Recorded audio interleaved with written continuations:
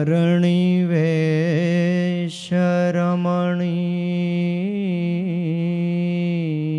दर्शनम्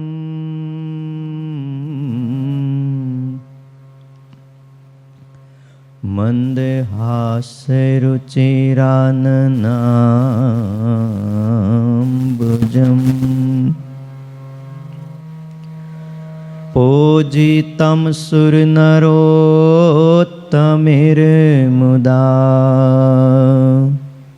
धर्मनन्दनमहं विचिन्तये।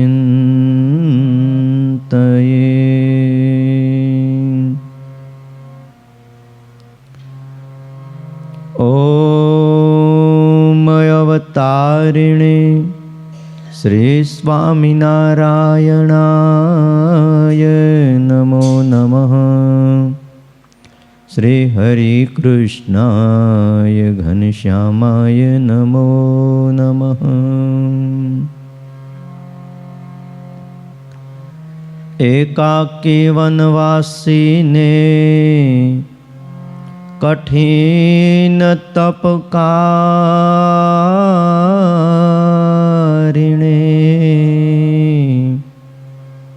बालयोगी श्री नीलकंठ वर्णींद्राय नमो नमः।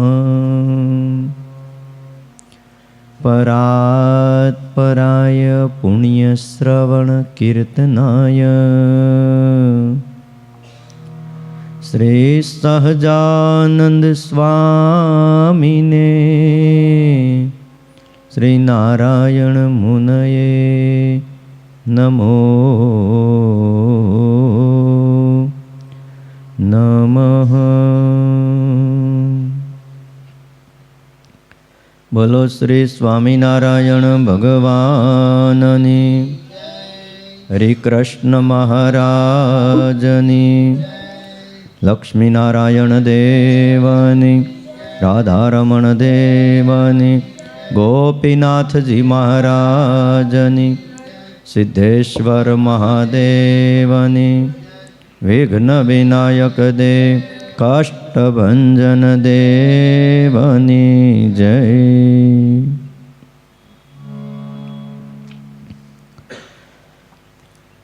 वाला भक्तजनों, सर्वाधार इष्टदेव भगवान श्री स्वामीनारायण, वत्सल्य मूर्ति पूज्यपाद गुरुजी, आप सौ वहाला भक्तजनों,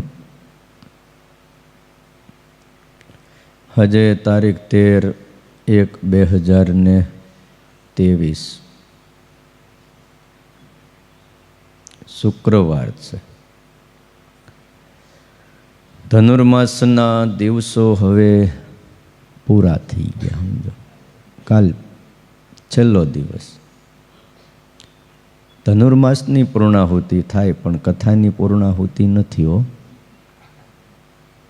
કદાચ શીરો બંધ થઈ જાય પણ કથા ચાલુ રહે।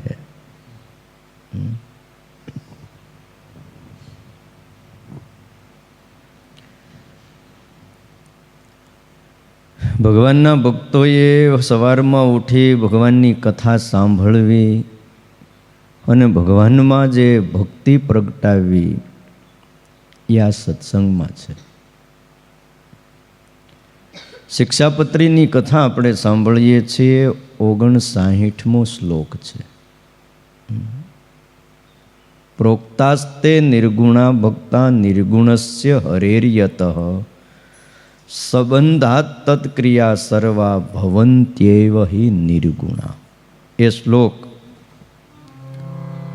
આત્મનિવેદી ભક્ત માટે લખ્યો છે।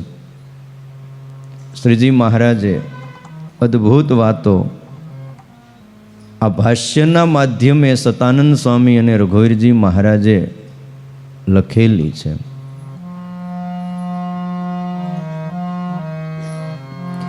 પ્રોક્તાસ્તે નિર્ગુણા ભક્તા નિર્ગુણસ્ય હરેર્યત પ્રોક્તાસ્તે નિર્ગુણા ભક્તા નિર્ગુણસ્ય હરેર્યત પ્રોક્તાસ્તે નિર્ગુણા ભક્તા નિર્ગુણસ્ય હરેર્યત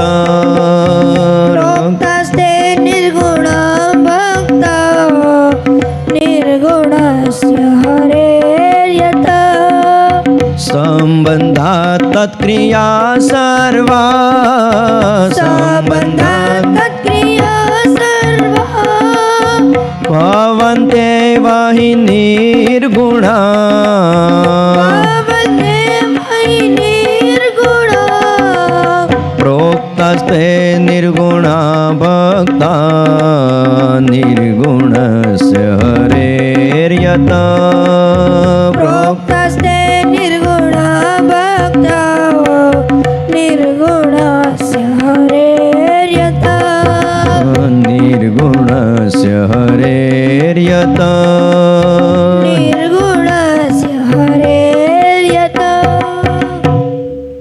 પ્રોક્તાસ્તે નિર્ગુણા ભક્તા નિર્ગુણસ્ય હરેર્યત સંબંધા તત્ક્રિયા સર્વા ભવન્ત્યૈવ હિ નિર્ગુણા. નિર્ગુણ કહેતા માયાના 3 ગુણે રહિત એવા જે ભગવાન, તેના સંબંધ થકી આત્મનિવેદી ભક્ત, એની બધી જ ક્રિયા નિર્ગુણ થાય છે એમ શ્રીજી મહારાજ પોતે કહે છે. એટલે આત્મનિવેદી ભક્તોને નિર્ગુણ ભક્તો કીધા છે.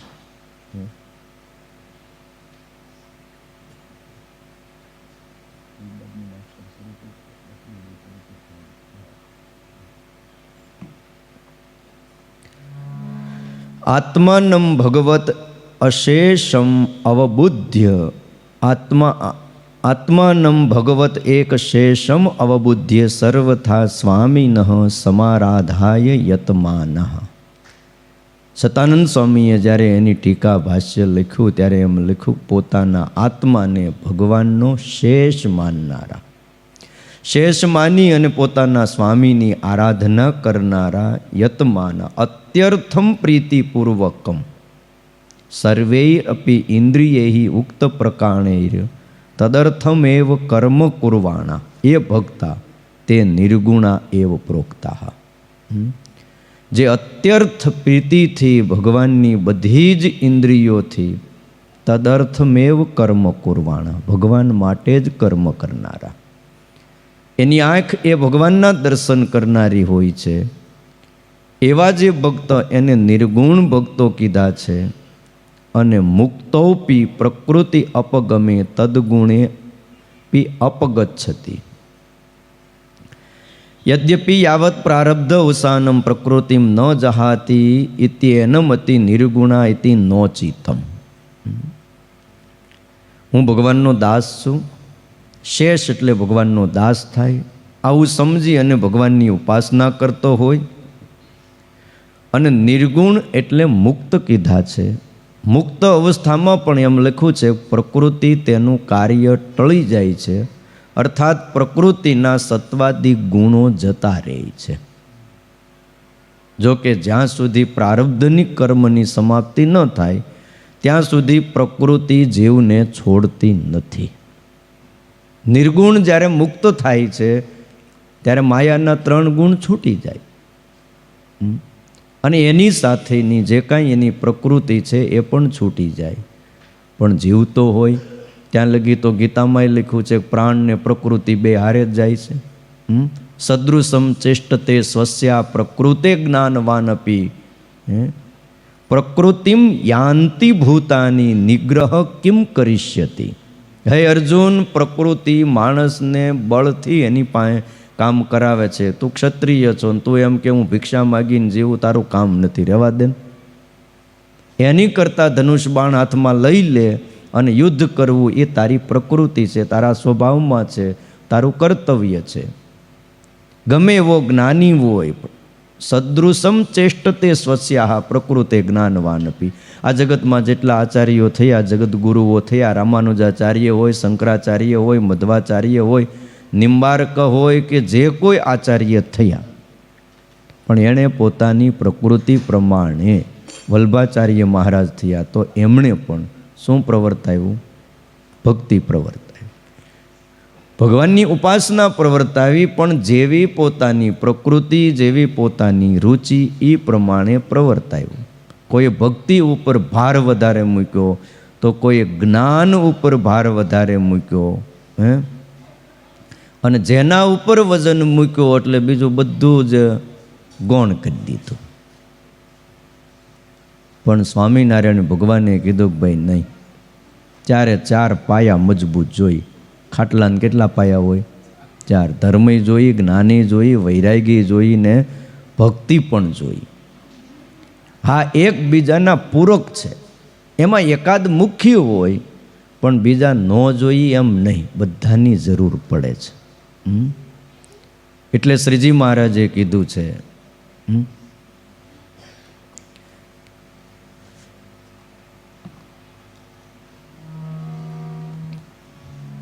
કે પ્રકૃતિ અને પ્રાણ એ બે સાથે જાય છે. પ્રાણ અને પ્રકૃતિ બે સાથે પ્રયાણ કરે છે.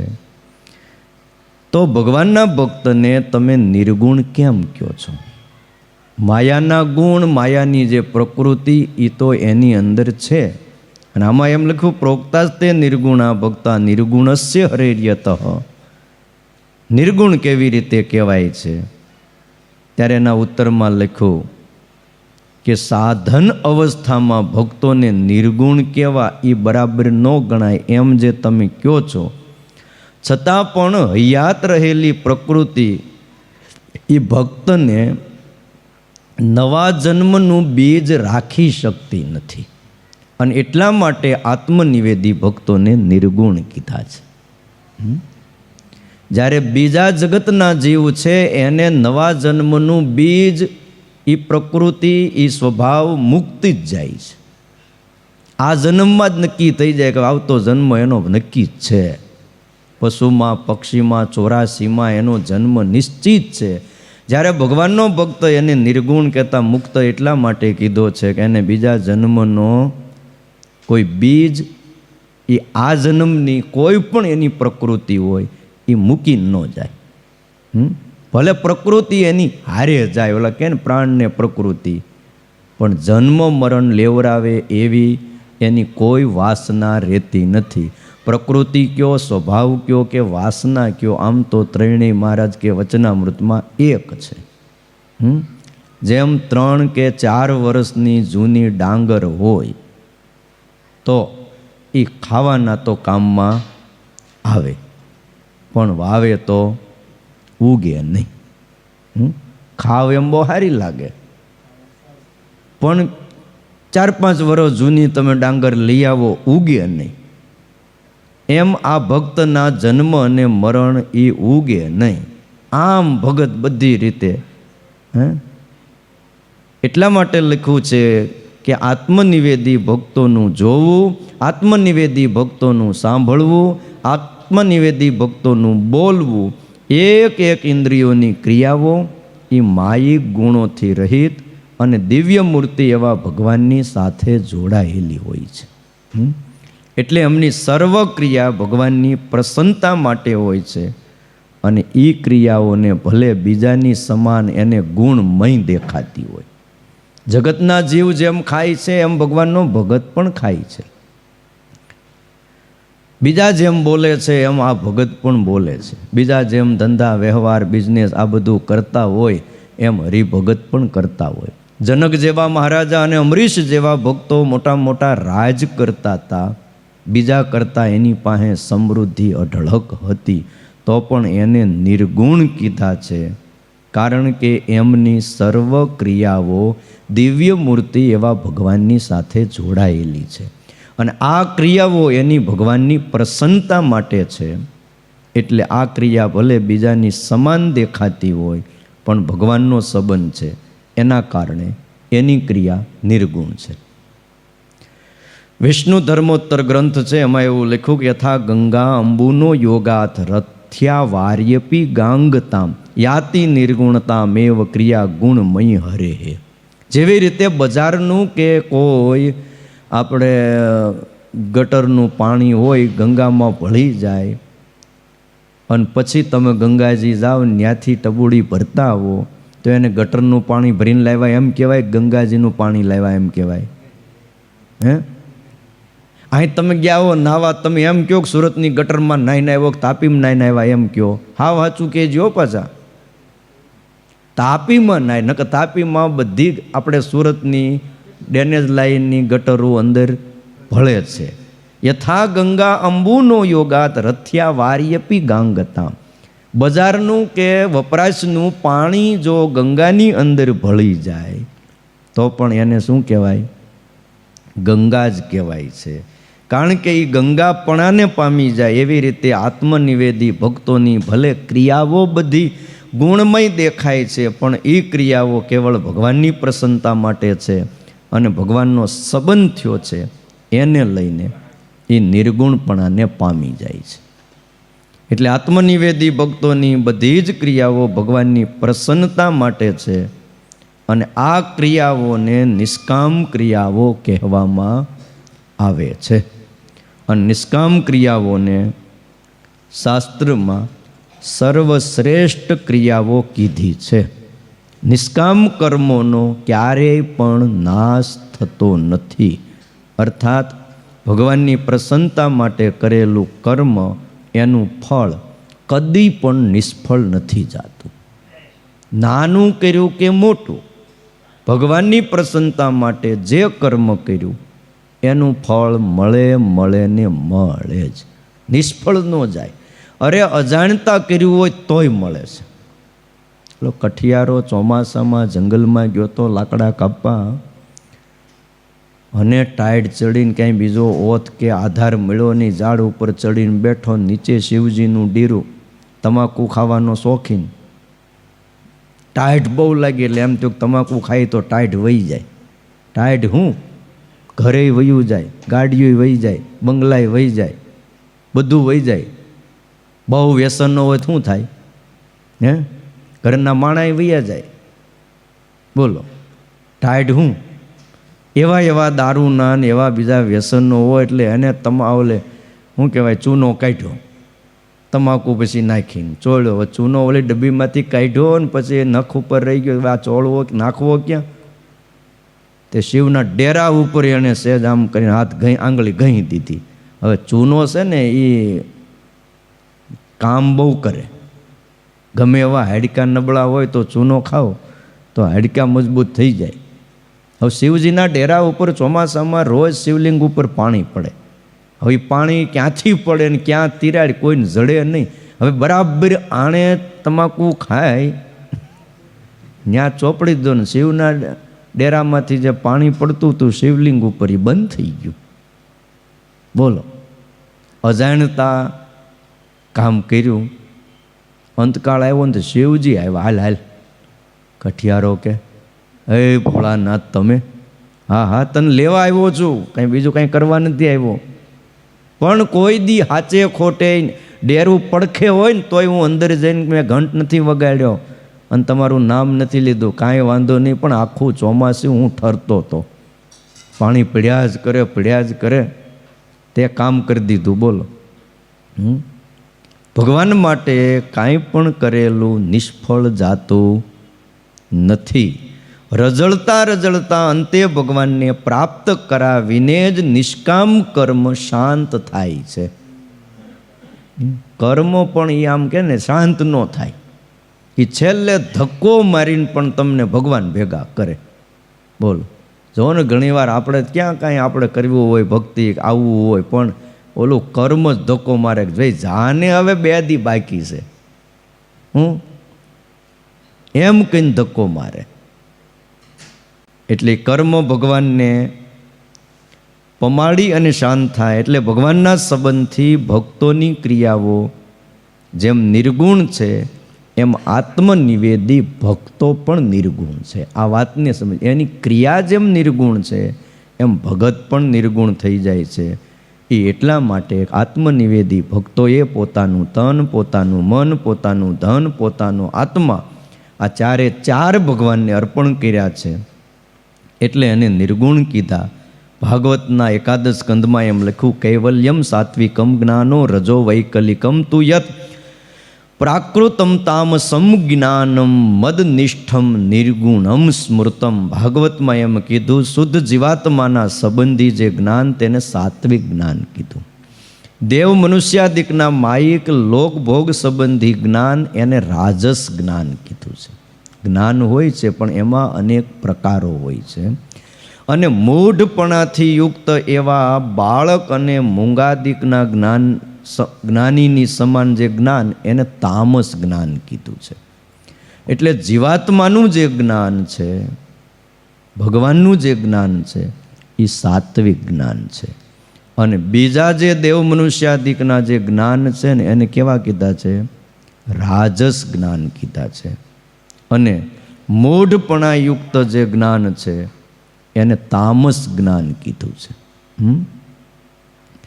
એટલે શ્રી કૃષ્ણ ભગવાન એમ કહે છે, મનુષ્યાકૃતિ એવા જે હું તે મારે વિશે આ સાક્ષાત પરબ્રહ્મ ભગવાન છે, આવી જે નિષ્ઠા, એનું જે જ્ઞાન, એને પાછું નિર્ગુણ જ્ઞાન કીધું છે. જો સાત્વિક જ્ઞાન બતાવ્યું, રાજસ બતાવ્યું, તામસ બતાવ્યું, અને નિર્ગુણ જ્ઞાન છે એ આખી વાત જુદી છે. પરબ્રહ્મ ભગવાન છે, આવી જે નિષ્ઠા, એનું જે જ્ઞાન, એને નિર્ગુણ જ્ઞાન કીધું છે. અને એવી રીતે નિવાસ કરીને 4 પ્રકાર, એમ લખ્યું છે કે 4 પ્રકારનો છે. વનમાં રહેવું એ સાત્વિક નિવાસ છે. જ્ઞાનના જેમ પ્રકાર છે એમ રહેવાના વાસના પણ પ્રકાર છે નિવાસના. અને ગામમાં રહેવું એ રાજસ નિવાસ છે. અને જુગારનું સ્થળ હોય અથવા કસાઈનું કારખાનું હોય, જેને કસાઈખાનું કહેવાય, ત્યાં જે રહેવું એને તામસિક નિવાસ કહેવાય છે. અને પરમાત્મા એમ કહે છે ઉદ્ધવજીને કે મારા મંદિરમાં રહેવું એ નિર્ગુણ સ્થાન છે.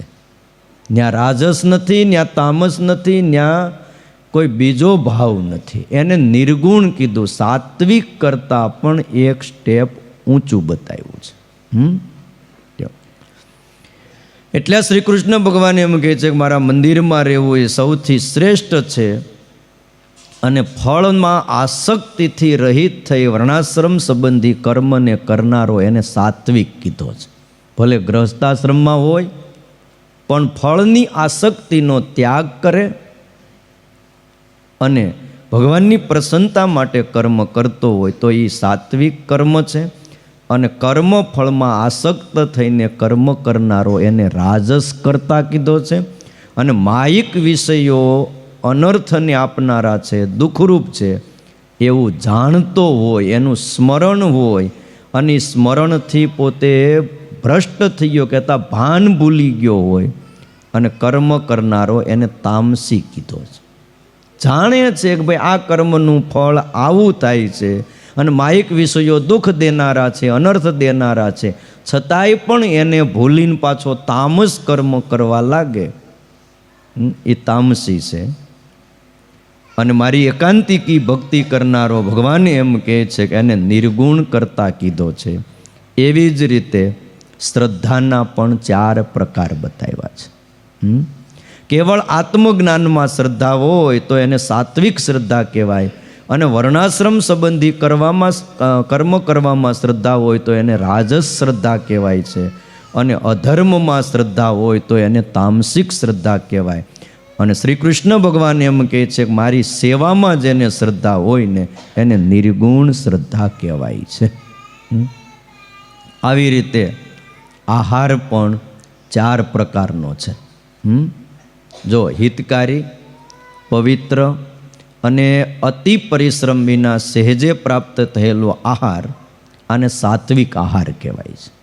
બધે એના પ્રકારો પડે છે. એક તો હિતકારી હોય, પવિત્ર હોય, અને બહુ જ એની પાછળ આમ કહેવાય ને કે ઊંધા માથે પરિશ્રમ ન કરવો પડ્યો હોય, સહેજે મળી ગયો હોય, એવો જે આહાર એને સાત્વિક આહાર કહેવાય.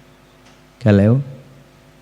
આ સિંહને જે આહાર મળે ને એ થોડા પરિશ્રમે ન મળે. હા, એને થકવી દે. એટલે એ સાત્વિક આહારો નથી. આજે તમે કોઈ હરિભગત, કોઈ પણ વ્યક્તિ ધંધા બિઝનેસ કરે છે, એનાથી જે મળે છે એ ઓછા પ્રયત્ને મળ્યું કહેવાય. એમ મહેનત હોય પણ ઓલા જેટલી નથી.